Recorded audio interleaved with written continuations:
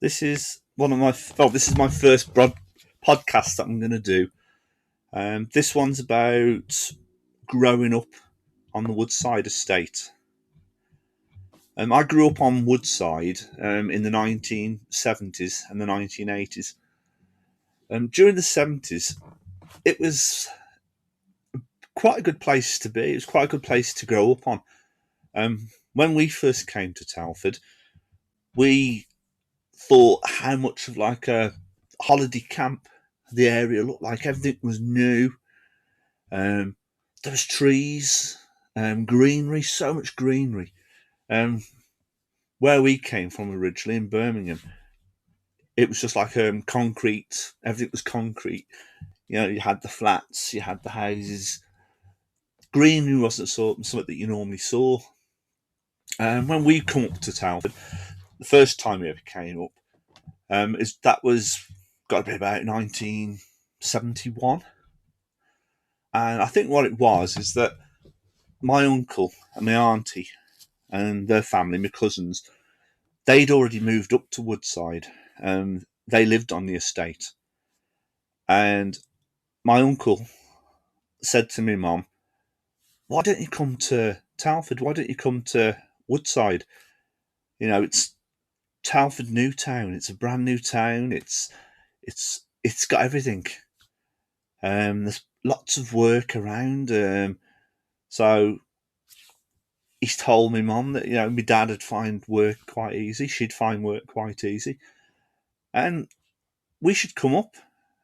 He says it's brilliant. It's absolutely brilliant. And my mum and dad thought about it, and they invited us up to stop overnight. So from what I remember of coming up, we came up.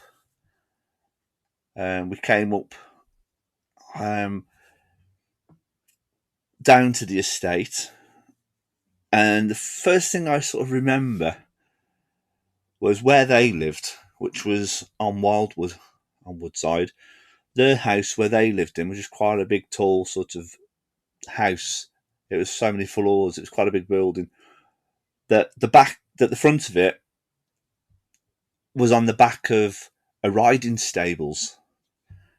And what I can remember, I do remember that you could smell the horses. You could smell the fact that there was horses in front of the house, which is something I'd never smelled before. It was the first time I probably ever smelled that smell before. But that was right. It was great. There was greenery everywhere. When you walked down from their house, you came down to the perimeter road, and if you went over the perimeter road, there was that's where they had the horses in a field, and you could go over onto like a field, and there was fields all in front of the house, which I now know was called Rough Park. The actual stables was called the Rough Park Riding Stables. And we stopped over, and my mum and dad fell in love with it. They thought, "Oh, this is a brilliant place to come and bring the kids." So, as soon as they got back home, they put the plans into motion and everything, and contacting the right people they had to contact and whatever. And even though my dad didn't have a job to come to in Telford, the way it worked out from what I was told, that was that he had a job in Birmingham, so he was full time employed. So that was okay.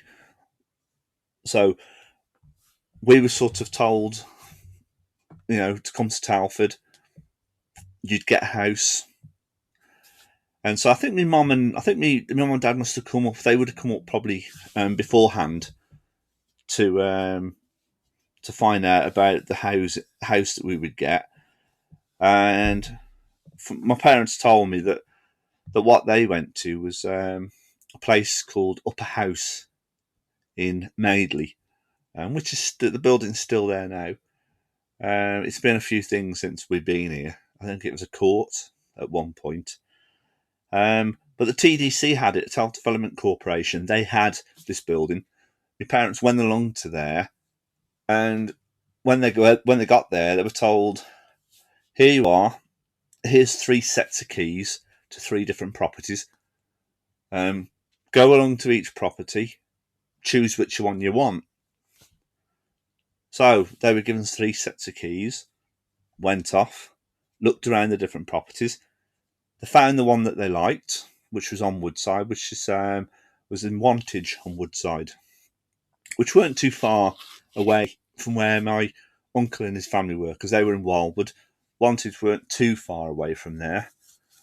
So that was it. They chose the house that they wanted.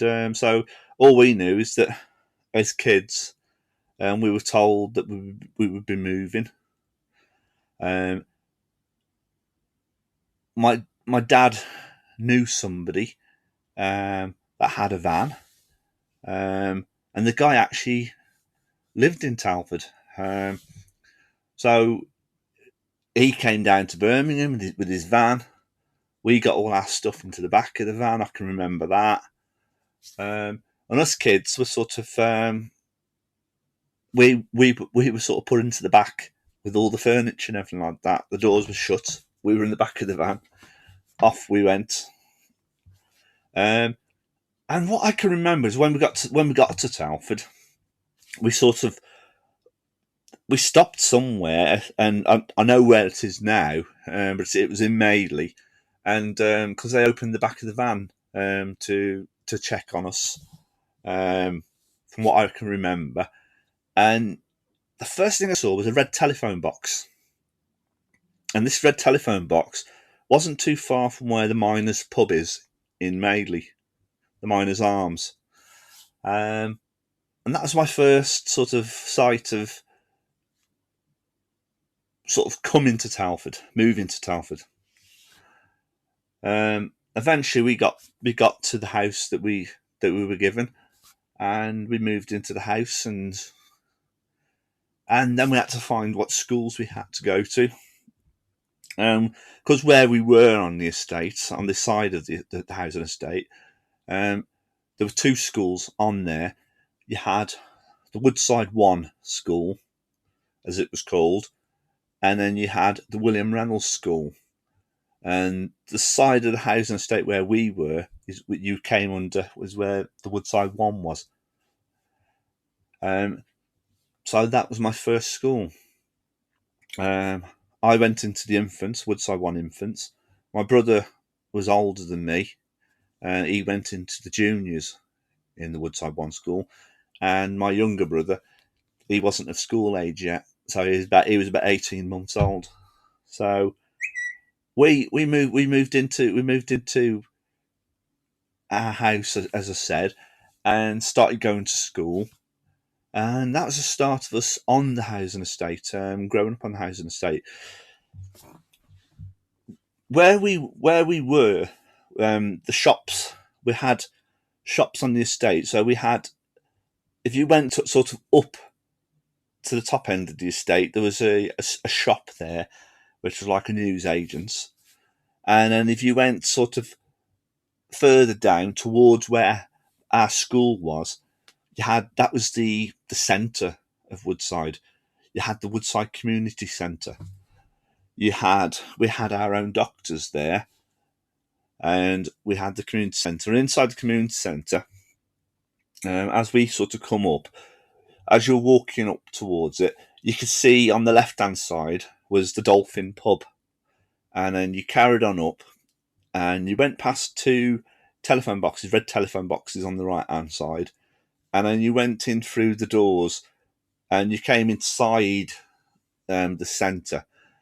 On the right-hand side, you had the community centre, the entrance to the community centre. Right in front of you was the supermarket. My earliest memories of the supermarket is that it was called Lipton's Supermarket. I believe that there was another one there just before Lipton's, but Lipton's is the name that I remember. That's the one that I remember as a child. You had the Stars shop, which was a newsagent's within there, and next to that, then you had the chemist. So So the Woodside Chemist was there. So if you sort of went towards Lipton's, and then on the right, you came out on the right hand side, you could come out outside from there, and that's where you went. If you walked along the path there, and then if you turned right again, you came to the doctor's surgery.